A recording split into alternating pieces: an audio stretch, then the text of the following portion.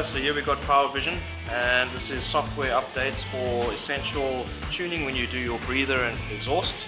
Obviously this gives the bike the update on the software and tells it that it can fuel better and gives you the performance, and you don't hurt your motor.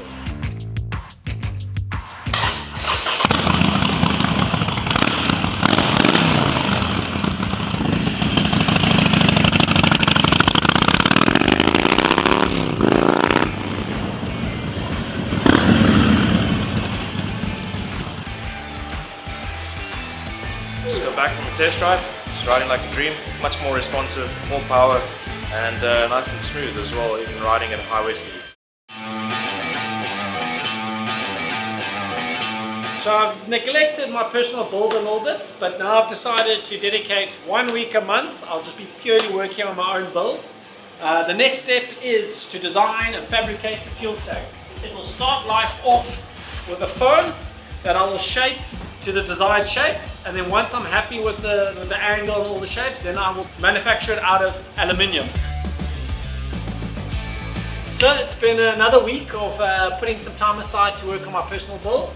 Managed to get to the tail section, so I'm designing a tail section that's sleek but also exposes the exhaust, so you know it stands out. And then the last one, I had the foam where I was creating the tank from scratch, and I don't know, this is the fourth or fifth tank I've been on with this build. I've had the biggest creative block coming to the tank. So anyway, after creating the shape and sanding it down, I just tossed it because it wasn't where I was at. And then I had this tank lying upstairs. It's off the 2018 Fat Bob, and I held it there. I was like, sure, I kind of like the lines of where I was going. So I chopped the back section and I welded in a new tunnel. So what I've decided is I'm just going to carry on building it and just follow it. And if I don't like it in the end, I can always change it.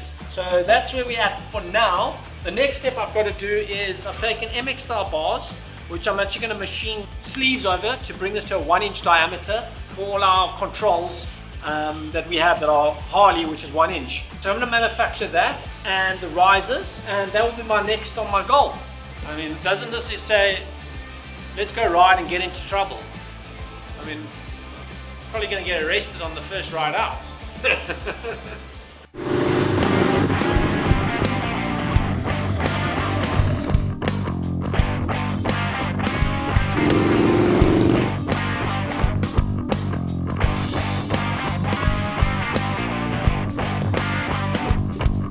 Hey, how's Barry? How you doing, man? Yeah, good, and yourself? Yeah, lucky. Good to see you out here again. Yeah, thanks for having me out here. What are you riding? What are you on today? So this is another one of the shop bikes. It's advertising our bolt-on parts. So we've machined up our own foot pegs, our sissy bar, our risers, and then yeah, just the highway bars. So when you're on the open road, you can just spread the legs. Let's see what you're up to inside. Great stuff.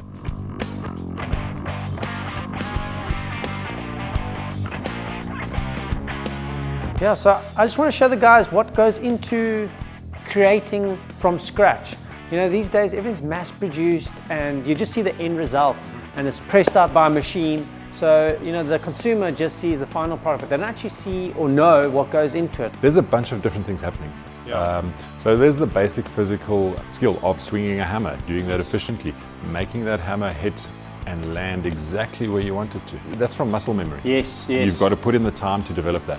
But I also don't think people realize the different kind of skill level you need in fabricating. I mean, just the tooling you need to produce such a simplistic task. How would you recommend for people to get into it? Well, I was just picking up a hammer and starting to see what happened. That's part of it. I always tell the guys that come and do the course with me, this is something you learn by doing. Yeah. You're not going to learn it off of a DVD or a YouTube video yeah. or whatever. And the problem with that stuff is you often are getting bad information. And a false illusion, because as well, they show you what they create in 5 minutes. Yeah, they're not showing you all the boo-boos, you know? Yeah. So maybe you want to ask yourself the questions at the outset, what are you wanting to do this for? Yes. You know, is it just going to be a hobby? Are you getting your satisfaction out of the process or out of the finished part? Yes. Because that's that's going to determine this for you. For me, I have to find satisfaction in the process. Yes. Because as you know, it can stretch into hundreds, some projects in the shop, thousands of hours. My biggest thing when I take something on is I've got to understand that I'm going to have a good rapport with the client. You know, when a job or a build can stretch out into months, even into years. Yes. That's going to be like a relationship. Yeah. You know? So for me, That's kind of the main thing I need to know. I'm going to be able to work with this person. And a number of times I've had the client come and do the course with me, just so they can get the understanding of Which actually makes, you actually want to throw that in part of the whole deal. Absolutely, so they can get on the same pages with you. From when I was here, there were different ways to shape metal, and you rely majority on your eye, where if you have the molds and you actually shape around the molds. Yeah, for sure. I mean, with all of this, there's many options. There's seldom one right way to get a job done. So it is going to depend, as you say, what equipment have you got available? Yes. And then what techniques are you more comfortable with? I want to say one of the biggest challenges there is just building the confidence to take that on. Yeah. And it's going to take longer. You've got to weigh that up with the time that you might spend in putting your forms, the molds, what we call a hammer form. Okay. Putting that together, designing that. Because at the end of the day, it's still a business. Sure. But like I say, the cool thing is that there are those options. There are different ways. And I think that's what's, because it's an art form, and I think that's what's so great about it. It's so unique. So you can pick up from different artisans on how they do it. Because I know Faye Butler, he's more of he's got like the science side to it. Yeah, and he's big on the power hammer. Yeah. It's probably like an artist, a painter, you're going to recognize their style. Yes. Two guys could paint the same scene.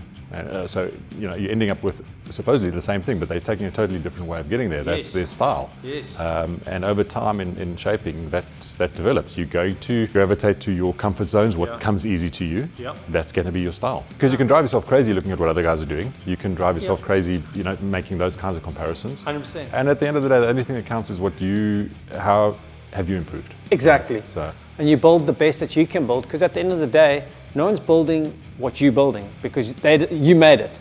You don't want to be cocky or anything, but you're the best at what you do because it's you doing it. These things are handmade. Yeah. It's made by human hands. So we've got this notion that these things are perfect. They come out of machines, they popped out. Yeah.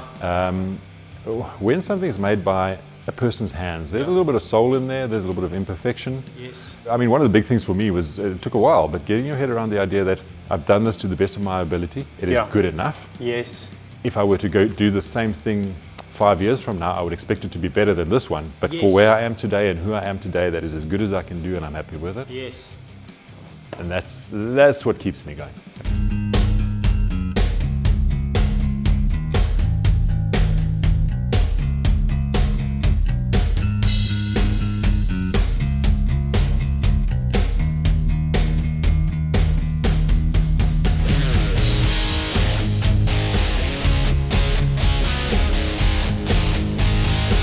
So we got the paint back and it looks really awesome, and we just had a meeting with the client and he's so stoked.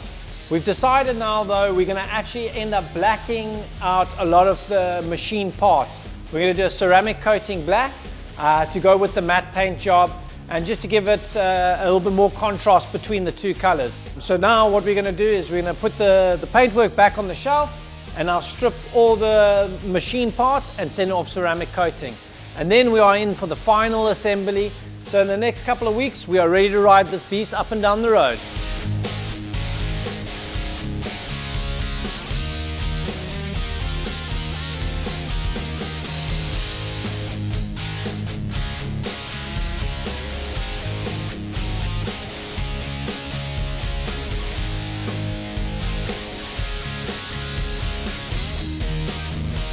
Here at Stoos Customs, we're all about the craft.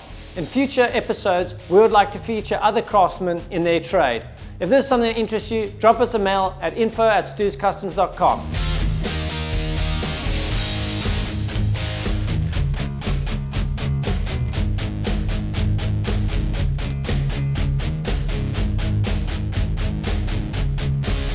Business and entrepreneurship is one thing, but we understand that food for us is sort of everything.